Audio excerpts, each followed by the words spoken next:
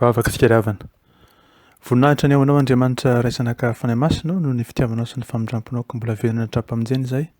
Tratindray izao maraim-baovao izao noho ny fitiavanao sy ny famindramponao. Koa ndreto izahay mpanomponao miangavy sy mitala aminao indrindra hatreo feno. Adeoka ilay fanao masina mba hiasa tena tanay tsirairay avy sy eo anivonay mpanomponao andrenesanay ny feonao. Miterena tompo araka ny fombanao fa vonikeno izay mpanomponao dia mangataka indrindra famelan'ny keloka fanadiovanao amin'ny ranao sarobidy satria sy tanteraka ny mpanomponao Jesosy. Koa dia aoka ianao tokoa ny jereny amin'ny masom-pitiavanao sy andrafonao. Andriamanitra velona ianao, Andriamanitra tianay, Andriamanitra izay be famindram-po. Ny fitiavanao ny amba hirotsaka amin'ny tsirairay avy andrenesanay ny feonao. Miterena tompo araka ny fombanao vonikeno izay mpanomponao amin'ny ranao Jesosy avy any Nazareta nanzona manisy mangataka izany vavaka izany misaotra ray malalo. Alleluia. Amen. Mbola mpitombona amintsika mandrakariva ny havana ny fahasoavana mampiadanana avy amin'Andriamanitra ray Jesosy Tompo ary ny fampiraisana avy amin'ny fanahy masina. Amen. Mirabantsika raha teo tratra izao volana Desambra izao. Engany izany volana Desambra izany ahatsiarovantsika ny famindrampon'ny Tompo sy ny fitiavany amin'ny alalan'ny nomezany zanany tokana dia Jesosy mba ho famonjenantsika ary ahatsiarovantsika ihany koa fa mandalo izao fiainana izao. Ray Desambra 2024 amin'izao talata izao dia manakambara amintsika ny Tompo Jesosy araka izay nivoalahatra ao amin'ny bokin'ny Apokalipsy. Apokalipsy toko faharoa manomboka amin'ny andinin'ny voalohany ka hatramin'ny andinin'ny fahafito amin'ny anaran'i Jesosy. Soraty eo amin'ny anjerin'ny fiangonana any Efesosy izao no lazain'ilay miazona ny kintana fito. Eny an-tanany ankavanana sady mandeha eo fovoan'ny fanaovan-jiro volamena fito. Fantatro ny asanao sy ny fikirazanao aina sy ny faharetanao ary ny tsy fahazakanao izay ampanao ratsy. Ary ianao efa nizahatoetra izay milaza ny tenany ho apôstôly kanjo tsy izy, ary hitanao ho mpandainga izy. Ary manana faharetana ianao ka miaritra noho ny anarako sady tsy reraka. Kanefa manan-teny aminao aho satria efa niala tamin'ny fitiavanao velony ianao. Koa tsarovy izay nitoeranao fony tsy mbola lavo dia mibeba ka manaova ny asa voalohany.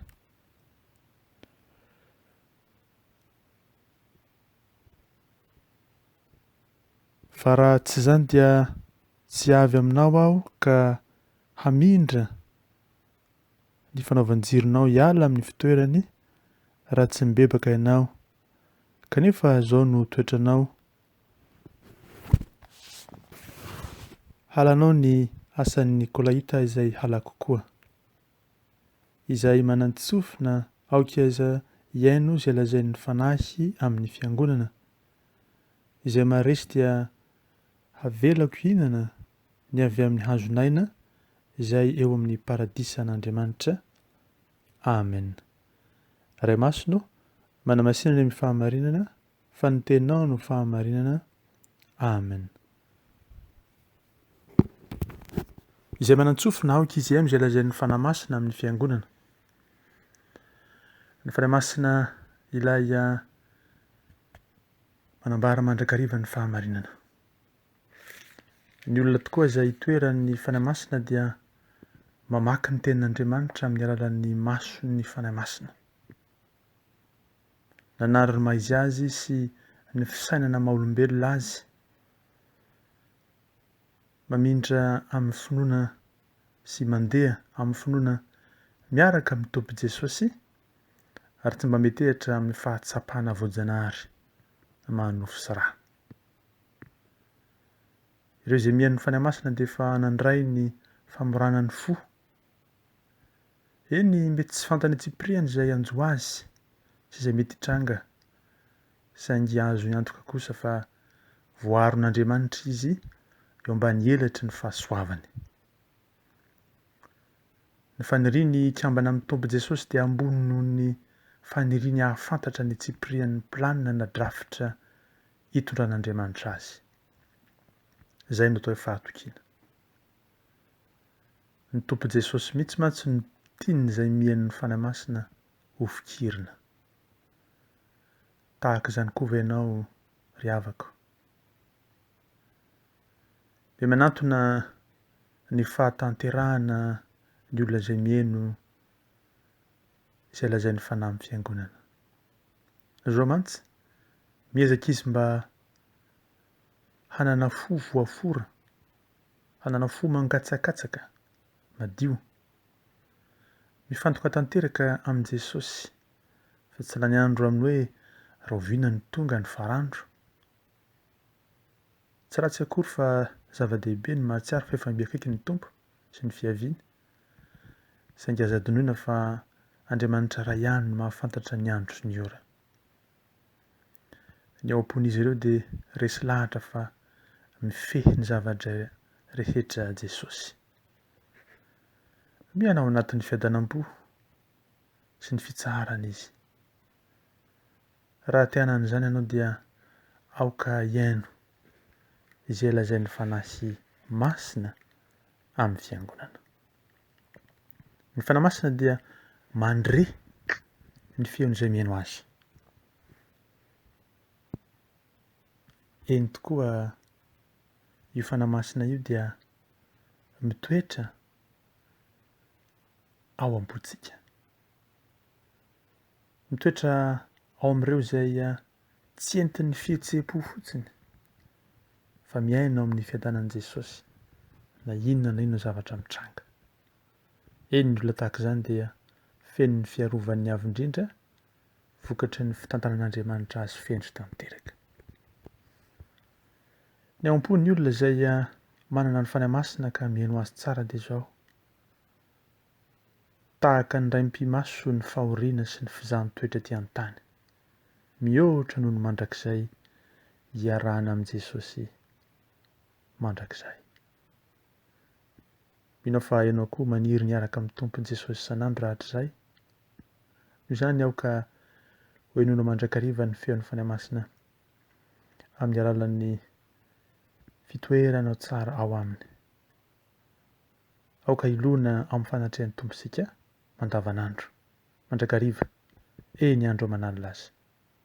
Jesosy no loharan'ny fifaliany, eny Jesosy no fialan-tsasatra eo amin'ny fiainantsika, ary tsy mba hisorana amintsika izany. Ry havako tianana izany fiadanana izany va ianao? Tianana izany fanatrehan'Andriamanitra isa-tsekondra ny fiainanao izany va ianao? Henoy hatrany izay lazain'ny fanahy masina amin'ny fiangonana. Izay mihaino izay lazain'ny fanahy masina amin'ny fiangonana mantsy dia ampiany tompon' Jesosy hiataka amin'ny olam-piainan'izao tontolo izao ka tafiditra amin'ny fitsaharany sy ny fahamarinany. Tsy mba mila manam-porofo n'inona izy fa izao fotsiny miandro ampahatokiana sy ampaharetana izay zavatra omanin' Jesosy ho azy. Inona izany? Fiainana be dia be sy fanjakan'Andriamanitra mitoetra sy miasa. Eny fantatsika fa izay nataon'i Jesosy no zava-dehibe fa tsy izay ezaka ataontsika.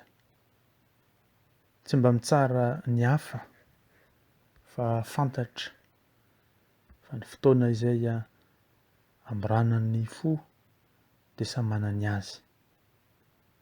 Mety hiova foana androany ny hafa mety miova fo raha pitso na raha afaka pitso. Dia tahaka izany ny hafa rehetra ihany koa. Fa ny zavatra tokony hontintsika dia izao, ndralasa nabavy amin'ny tompo na iza na iza. Inona laharana misy azy ara-panahy na manahoana ny ara-panahiny dia izao. Manana ny fotoana ny tompo amangina azy fa tiavo izy amin'ny toerana izay misy azy androany aloha. Izany rehetra izany dia atolotry ny tompo an'ireo izay mihaino izay lazain'ny fanahy masina amin'ny fiangonana.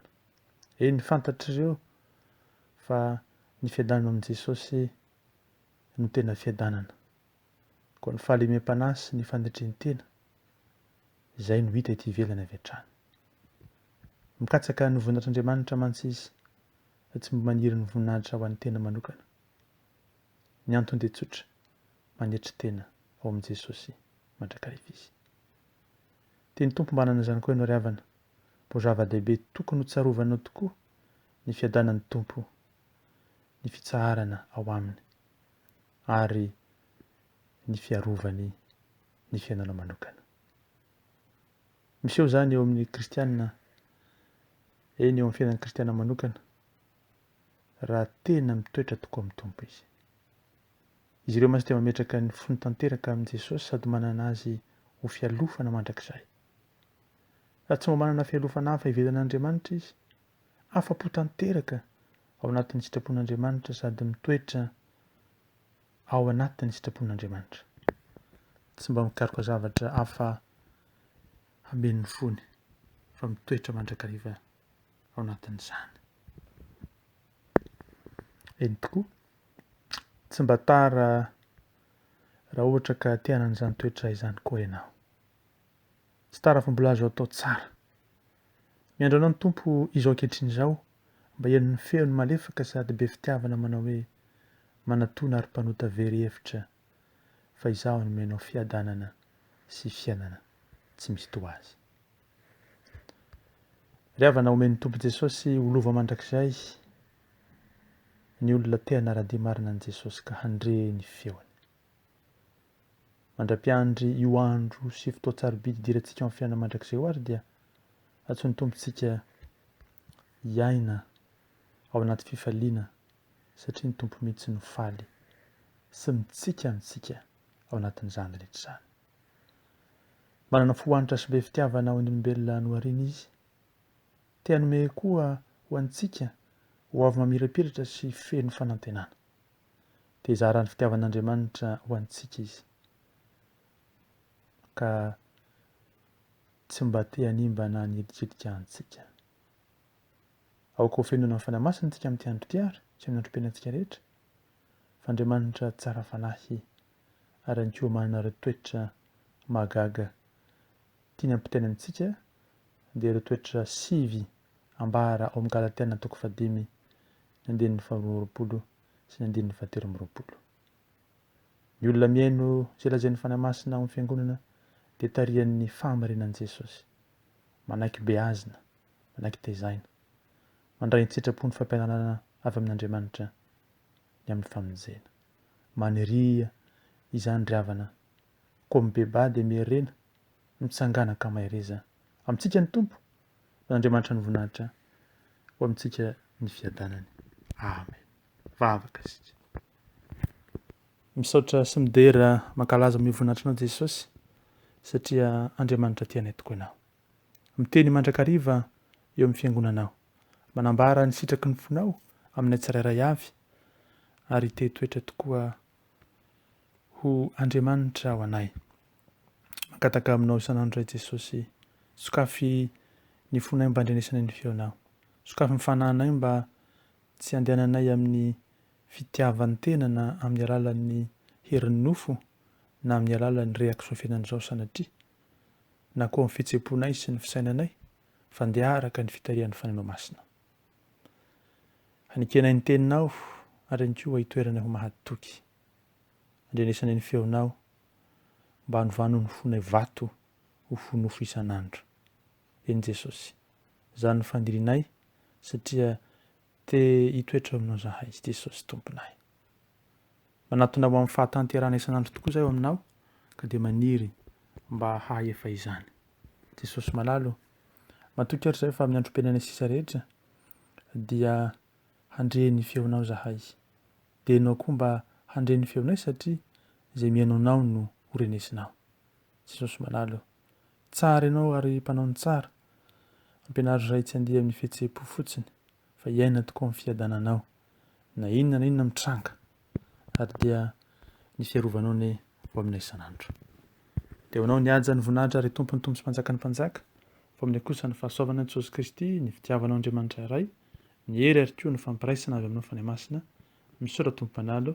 Alleluia. Amen.